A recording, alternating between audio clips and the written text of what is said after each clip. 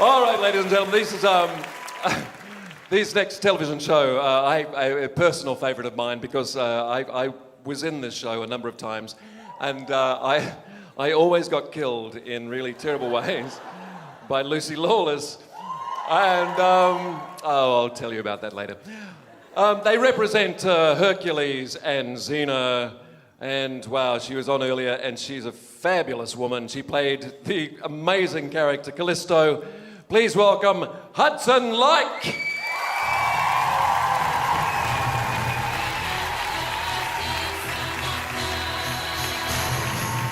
Okay, here it goes. Danke sehr, dass ihr hier sein darf. Lasst uns jede Menge Spaß haben.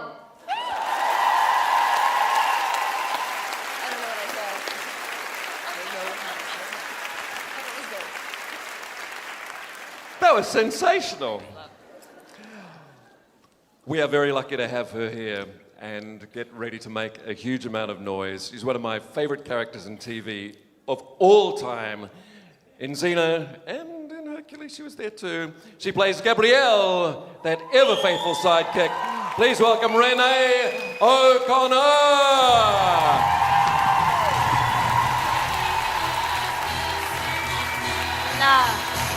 Hello, hello.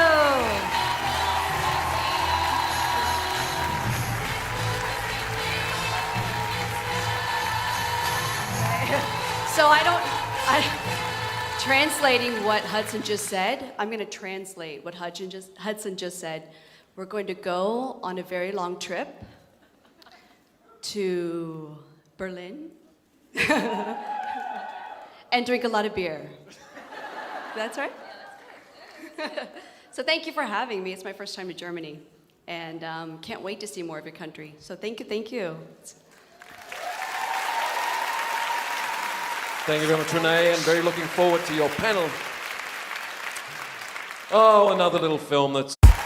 Ladies and gentlemen, let's hear it for our full cast of Rincon 2011, Rincon number 10.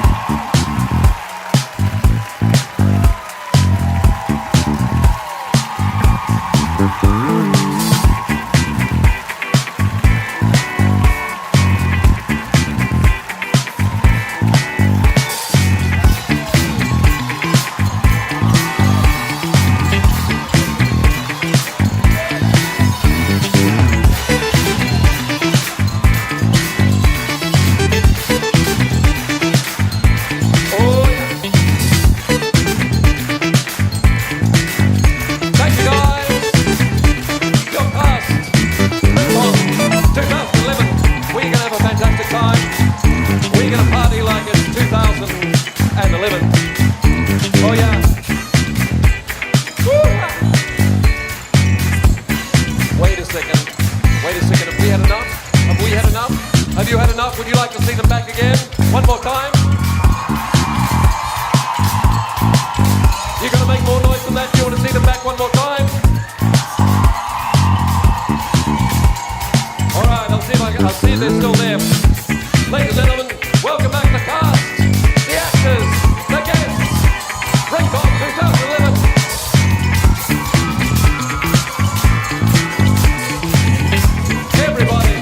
Everybody back on.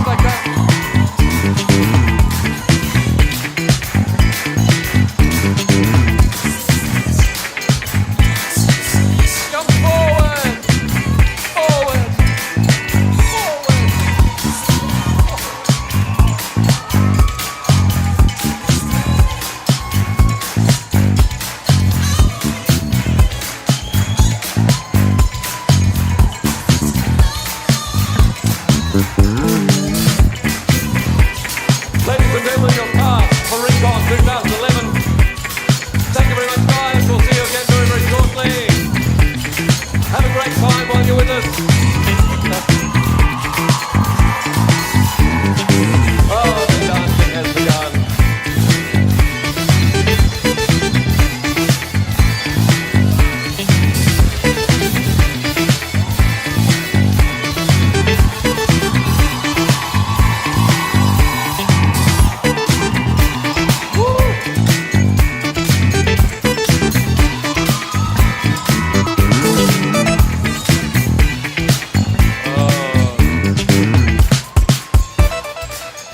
bin so aufgeregt.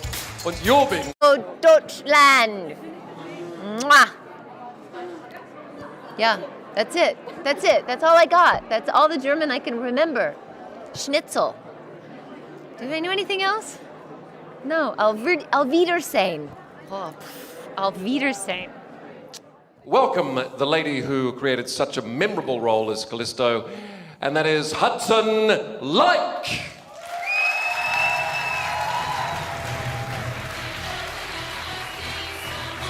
Wow, let me remove that.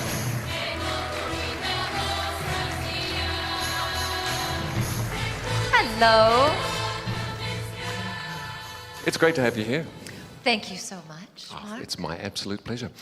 That's an amazing outfit, I got to say. That's is that a corset? It is a corset. There's not a lot I know about women's clothing, but I thought that looks like a corset to me, and I did at least get that right. So now, have you been to Germany before? I have never been to Germany. This is your first time in Germany? Yes. Yeah? Yeah. Make some noise. Make some... Just sort of... So, Xena, what were you doing before Xena? What sort of led you into the industry? I did a show called University Hospital, which was Aaron Spelling. Yep. And I played a slutty nurse, which is hard to imagine. And did you not understand that? Slutty. Like how Yeah, I I think they understood that. Yeah. And then I did Melrose Place for a Yeah. while. That was Spelling as well? That was Spelling. They were Yeah. both Spelling. And you, if you were in Spelling's like good graces, he would just keep giving you shows. Yep. So it was great. Oh, we got a question over here. You're so excited. Hi. I wanted to ask, I was a couple of days ago watching 10 Little Warlords, one of my favourite episodes. And in that, of course, you're Xena. Was it difficult, the switch, to make it believable? Did you find it? Well, first of all, thank you for that compliment. That was really nice to hear. It was really difficult because I've never played someone else before. Like, to play a character that's new, it's still you. It's still your idea of a character. So here I am playing someone else's idea of a character and trying to pick up who they are. And it's the lead of the show. No pressure. Get it right. And really, Renee helped me a lot with it. Because the only reason that happened, if you remember, Lucy broke her pelvis. So they had to do that with a lot of people while she was out. Was she also there to give you pointers, or was she... Was who? Was Lucy also there to help Lucy you? wasn't there at all. I think she was actually back in LA still taking care of her hips at the time. I really hated your character, so you did really good Good. work. I did my job. Yes, but I loved the episodes because they've always been very good episodes when you were in it. And I wanted to ask, because you've been the bad girl in this show, did you ever fear that people hate you as a person? You would think, right? You would think. No, my first convention, I have people coming up to me and wanting to hug me, and they're crying. And little kids going, oh! I'm like, what? Really? I'm the bad guy. I kill people. But no, I was so surprised how many people... I'm so sorry, honey. I'm so sorry. My ass is in his face. Excuse me. That's not very polite. Sorry. Sorry about that. Etiquette, sharing the stage. Hello. Cuckoo. Hi there. Hi there. First of all, I want to thank you for visiting us here in Germany. Oh, thank you. I think it's a long trip for you. You attended a lot of conventions before, I think. So what was the craziest question ever asked to you? And what was the answer?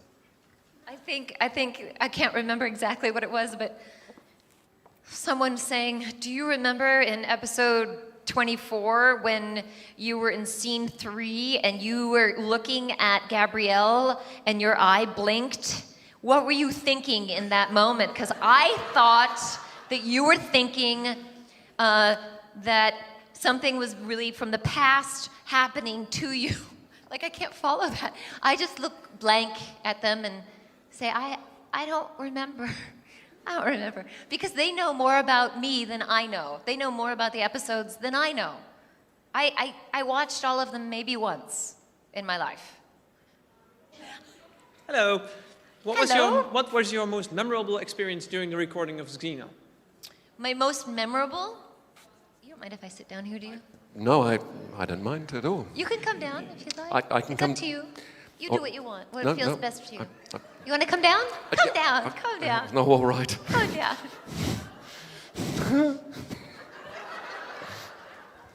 He's so good at this, isn't he? It's a hard job. I got a sash. I know, it's very fancy. It's fancy in a man kind of way, huh? In a very manly way. Yeah. In a very manly Yeah, way. it's a man sash. It's a man sash. That's right, yeah. yes. The most memorable moment. Yes, There must have been back to- many. What's the most memorable, do you think, of playing in Xena? I think you're awesome. I think you're hilarious. Okay, my most memorable. Okay, I remember when I was Hercules had I ate the Tree of Life apple, and I became.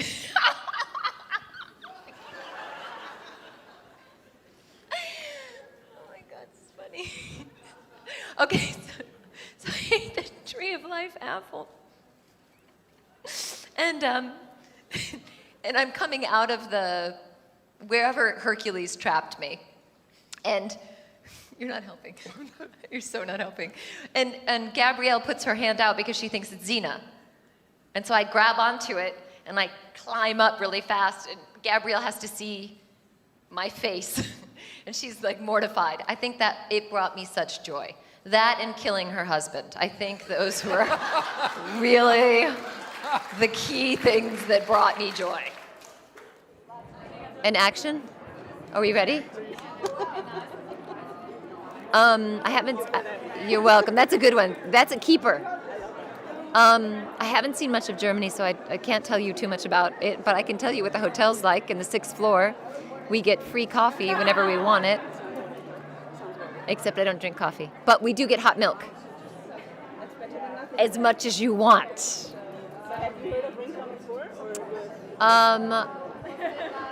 I think faintly I'd heard of it. I hadn't. I think my friend Bruce Hopkins told me about it. But it was a while ago that he went and he told me about it, and I think that's the first time I heard of it. And then I heard of it last year when I was asked to come. Danke. I hope to see you again. Thank you for the love and support you've given me through the years. It means a lot. I appreciate it. It's very nice. It's really... Oh. We're very, very lucky for the first time at Rincon to have that actress who played so memorably Gabrielle in Xena. Ladies and gentlemen, please a huge Rincon welcome to Renee O'Connor. Thank you, Mark. Woohoo!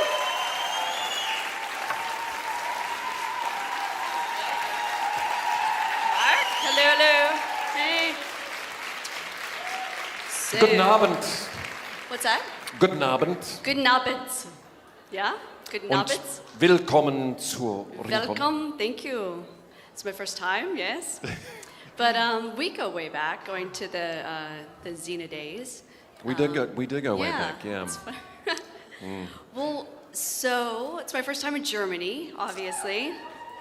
Well, let me start. Yeah. Let me start. When your first exposure to Xena, you played in Hercules first? I did. I played Deianira in a Hercules television. I remember movie. that. You remember that? Yeah. Jeez. Yeah, I was in that too. Right. I think I was a centaur. You were the centaur. That's what I remember. Yeah. So, so I was cast in Hercules and went to New Zealand for the first time.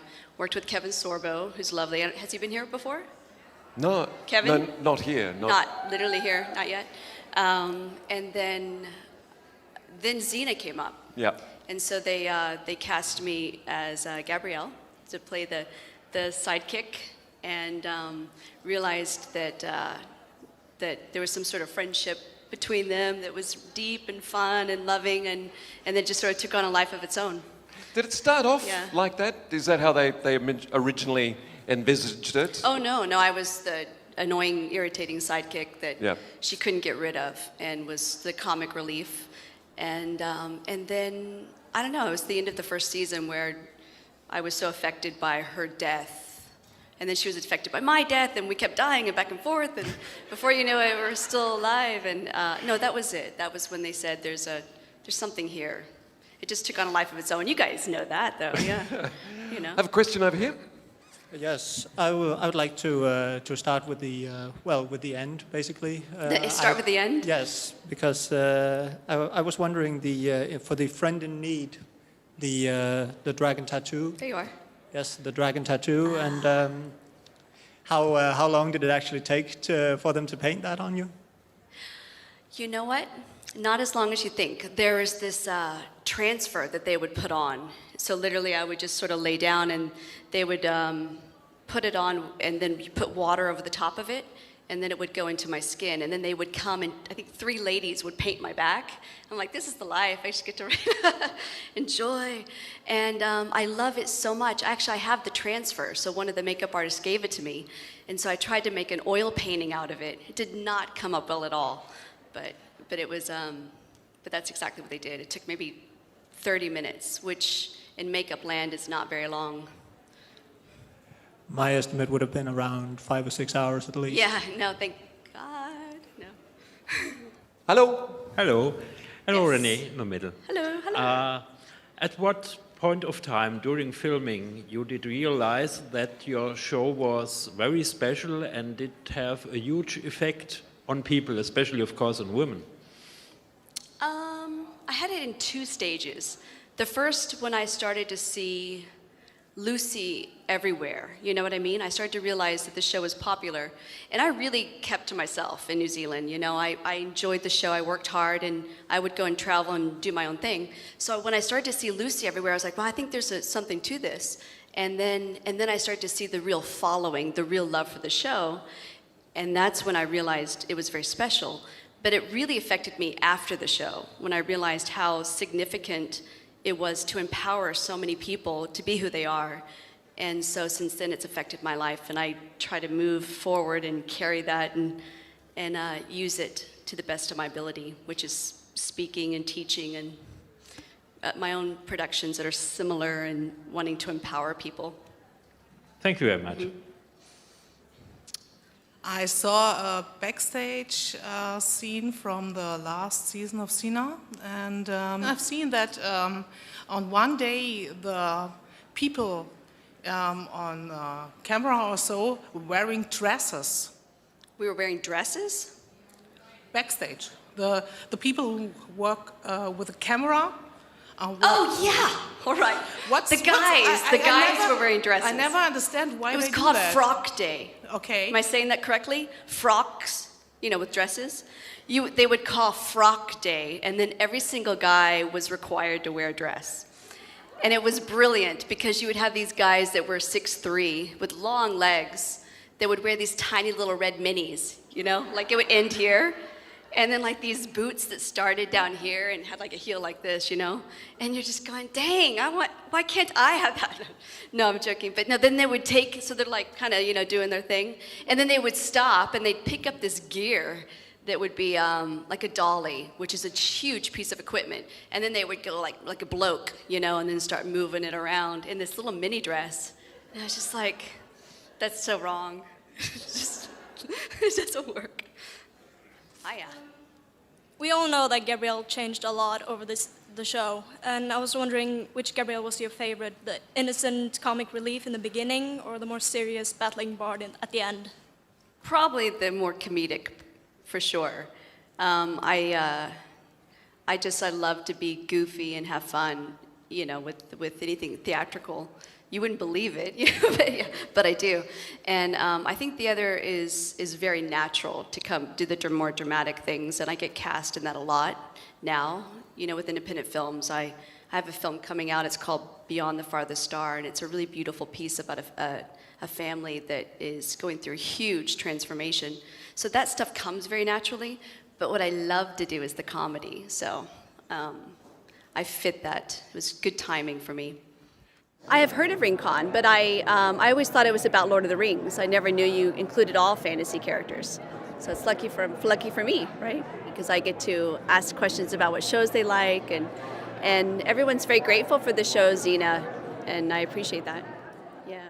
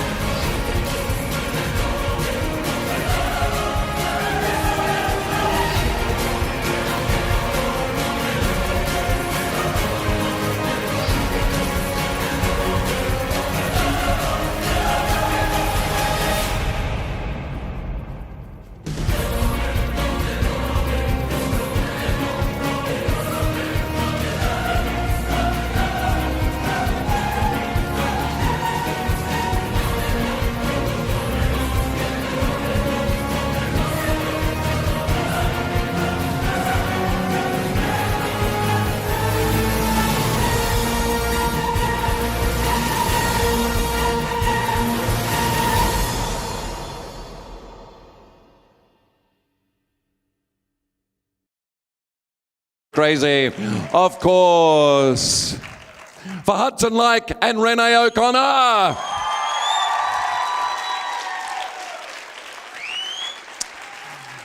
Callisto and Gabrielle.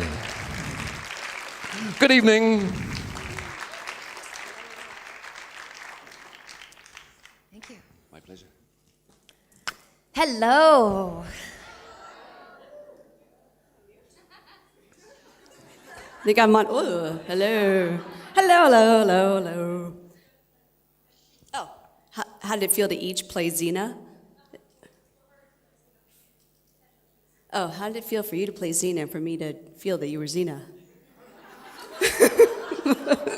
How about you answer for me and I'll answer for you? Sure.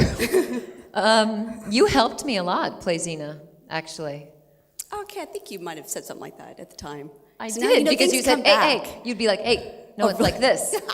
Do it like this. And then put your hand Seriously? on me. This is what I remember. Oh my you were God. like, okay, this is how you do it. You say it straight like this, and then you would put your hand on my shoulder. Oh, that's right. Like to ground That's me. right. Like it's okay. I remember that. I remember that. See? Good memory. Woo! The It's little exciting dr- already. It's Yeah. personal. It's boring little- for you, but we're excited. And how did it feel? It felt fine. I mean, Hudson definitely embodied the warrior. So it was just once we sort of got used to the adjustment for the day, then it was about making the characters come to life and going on the adventure.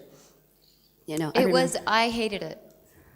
No, I didn't like it. I enjoyed, it helped a lot that you were there. Thank God you were there. Because I didn't always know, and it was really helpful to have someone mirror back to me, no, it's like this. That would be so irritating. That's what sidekicks are for. No, it's like this. Do it like this. Do that. Do it like this. Or the little director. But I didn't find it irritating. I found it really helpful. And That's good. I found it really, to play somebody else, you don't know if you're going to do it right. Oh, yeah. Like, you don't think you're going to pull it off because it's not your nature. I didn't get the role of Xena. You know, it wasn't my character. So, and my character, as you remember, if you've ever seen me as Callisto, is very different from Xena. Yeah. Really, really different. 180 degrees, right? Talk Right. about being out of body. Like the whole, the way I move and like everything. But like I said in my panel when I was alone, like watching Lucy play Xena was really enjoyable. Like I really love, or not, playing Callisto. Because to watch her do what I did, I was like, that's so funny. That looks hilarious. And she'd ask me too. She'd be like, okay, so we talk, and she's like, so what do you do? What does it look like? And we'd both laugh at each other because we both look silly trying to play the other person. I think it's very much like a family. I think over there are no pretenses about, if you're in this role, literally a crew role where your job is to move the camera, that's all you can do. Where, in the States, if you have a job where you're moving the camera, nobody else can touch the camera, And literally you can't because there are union rules, and then they will get in trouble or you'll be fined, and there's just this sense of separation from each other. I think a lot of actors there's a lot of television in Los Angeles where I live, and people go to TV shows and they go home, and there's like a cycle of life. In New Zealand, it felt more like a way of life. It was a family. You went to see your family every day, and then you went home to sleep, and then you went back to see your family every day. So it was very different for me. But what about you? There's no craft service in New Zealand. Now, you're like, what is that? That is in America, you have unions that make you have food all the time on set, right off set.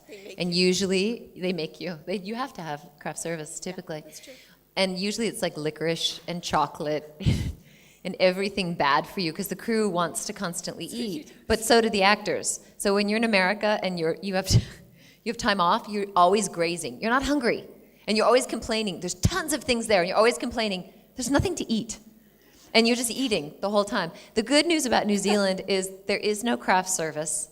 They give the actors a plate of fruit. It's very nice, yeah. And if you don't want it, everybody else wants it. They're like, give it to me, I'll eat it. Yeah. And then there's tea. You have tea. Someone will say, can I get you a tea? And that's it. So you're not like high and low on sugar. Yeah. And it's stunning to work there. It's beautiful. And I have to say about New Zealand, one of the things I love the most is that you can go barefoot in supermarkets. Barefoot where? Supermarkets. Okay. I was going to say you can go barefoot in the grass. You could do that here too, though. Here? Why not? Well, not in Texas. You can't go barefoot in the grass? Not where I grew up. No, my God. At certain places, you'll have snakes. Listen, I sound like a real Texan right now. You've got rattlesnakes over there. But, seriously, I remember distinctly in New Zealand that we were moving locations from one area and had to go up a hill to another. I walked all the way around, probably an extra 5 minutes down a road and back up just so I could stay on the path while the entire crew cut through the tall grass that was on up to their waist. And you knew better. You were I was like, no there's way. no way. I'm not going in there. I've been trained. In Texas, we know those snakes are big. Yeah. Wow. Different. Yeah. I have definitely been asked a lot about writing a book, and I think it's because I've had a very interesting life. Some of the people who go to my awareness seminars who have been very dear on my path, I share with them my background, and my background was really a very difficult background. And what is proven to me is that you can overcome absolutely anything in your life, absolutely anything. And so a lot of people who hear some of my testimonies and my stories, they go, my God, you should write a book. And I will one day. I'd have to sit down, and right now I don't think I can keep still. It's a slow process, and I'm slowly letting ideas come up on what that book would look like. It's like the warrior within type thing, but my journey is still so interesting. I don't know where it's going. I love the teaching that I do, and so I think it would have to be a part of the teaching as well. And then yes, I will do it. I just don't know when. And you? She's so cute. She's always like, and then, how about you? Okay, I'm done. How about you? Can you write a yoga book? It's very challenging too. I probably wouldn't write a yoga book. Everything you said, I feel very similar to. I also had a really, a lot of things in my life that were crazy. Like if I said them out loud, you'd be like, oh my God, that happened. And I don't talk about it publicly. Wow. It's Funny how the life echoes now, right? Yeah, it's like, don't talk about it now.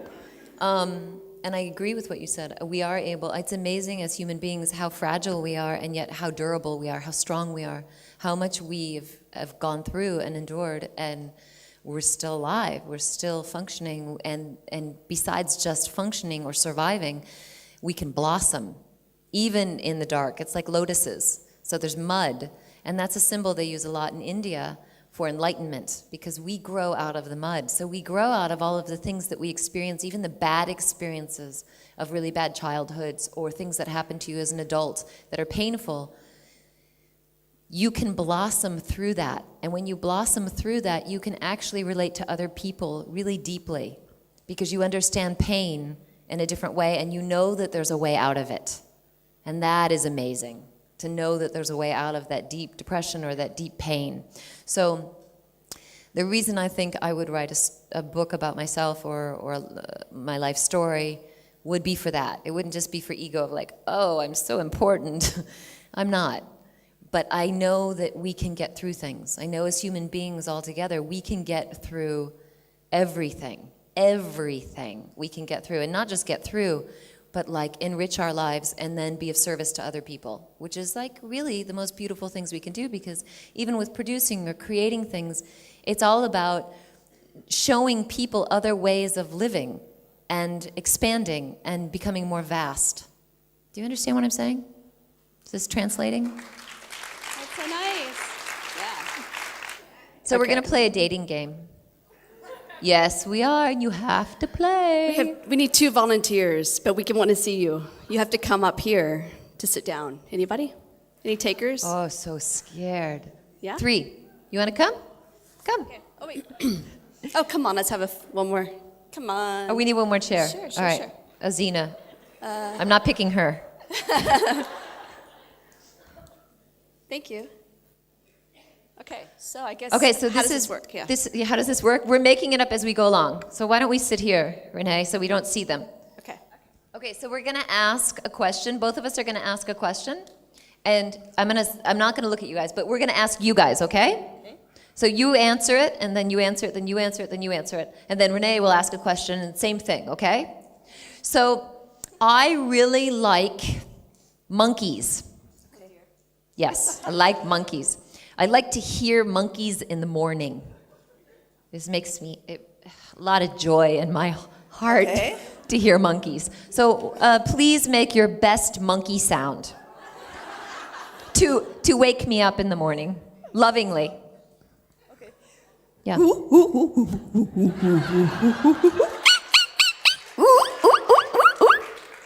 It's a nice monkey. I like. That's one, right? I'm feeling frisky. Okay, number 2. Me? Yes, that's you.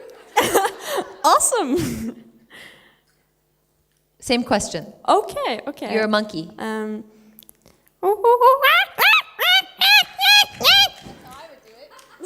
Yeah? It's a shy monkey. It's a little shy. That's a monkey from Malaysia. Malaysia. Oh, Yeah. I didn't know that. Very special monkey. Yes. I could tell. Number 3.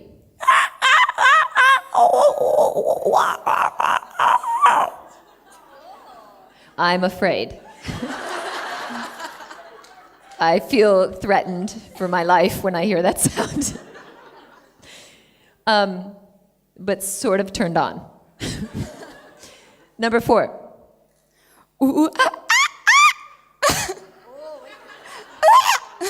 I think that's my call. Yes, 4. It's a dying monkey. It's a dying monkey? Yes. What good would a dying monkey do me? How would I get pleasure from a dying monkey? Okay, do you when you're at a campsite and you've got your pan out of your knapsack, do you spit clean it or do you put it in the lake? That's to you, Xena. Contestant 1. It depends if there is a river. If there's a river, maybe I will put it Xena goes fishing and put it in the river, and in the same time it's cleaning and fishing, same time. Oh my gosh. And it's very practical, and if there is no river, it's easy. That's so practical. Yes. That sounds like Xena. Okay, and contestant 2, do you spit clean your pan or do you stick it in the river? I think I fill it with water and then put it on the fire so that it cooks itself clean. Awesome. That's very clever. Good hygiene. Okay. Contestant. I guess I spit. Ah! Nobody's looking. I think I put them into the river and hope that some fish get lost in it. The fish get caught in it and you have dinner again? Cool. Okay. I know mine too. I know mine. Okay, can we let you know? Who's yours? Mine is contestant. Da da da da da da da da da da da da da da da. Number 3.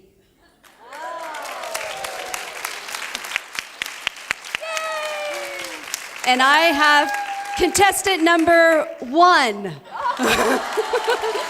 Oh, of course. Thank you. Y'all are awesome. I was going to pick you all. Thank you. Oh, so we get to walk. Who's stroll? Promenade after we get off. Shall we? Okay. Would be fair, Yeah. Otherwise, we'll leave them. Yeah, that sounds good. Hanging. Thank you for being a good sport. Brilliant.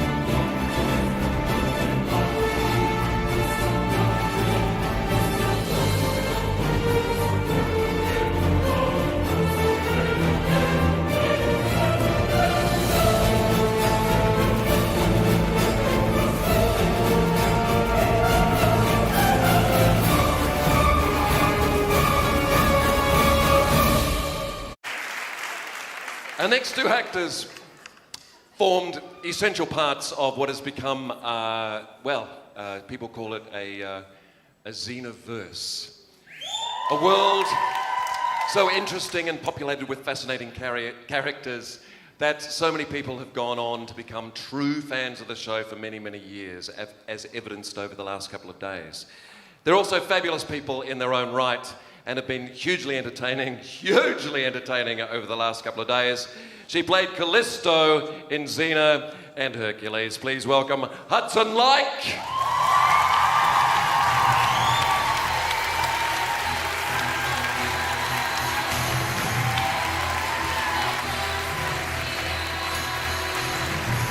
Hello.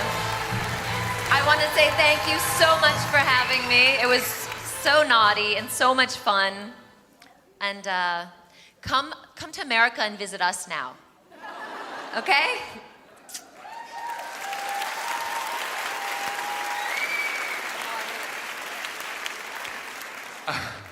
Our next guest, wow. For so many years she says, the sidekick of Xena. I don't think that's right. I think she went way beyond being a sidekick. She gave Xena its emotional heart. And for that we thank her, and we thank her for her honesty. We thank her for her beautiful sense of humor and her lovely self. Ladies and gentlemen, of course she played Gabrielle. She is Renee O'Connor.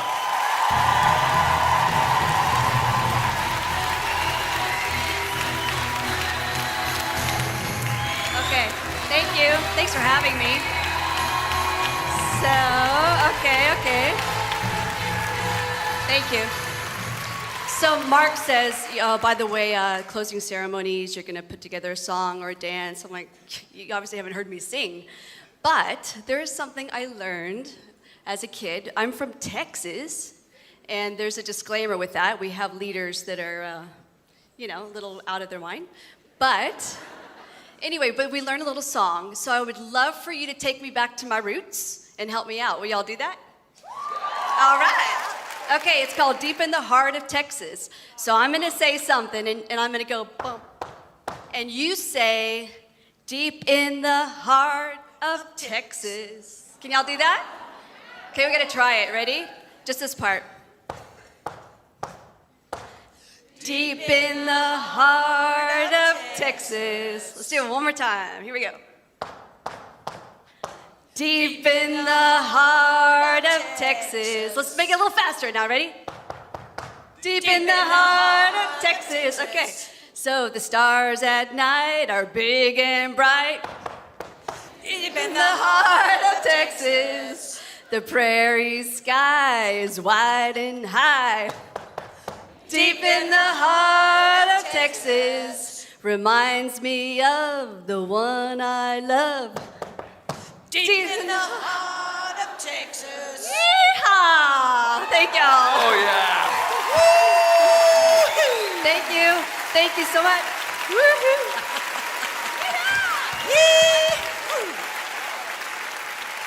Oh, Renee, thank you for that. All right. Rincon, 2011.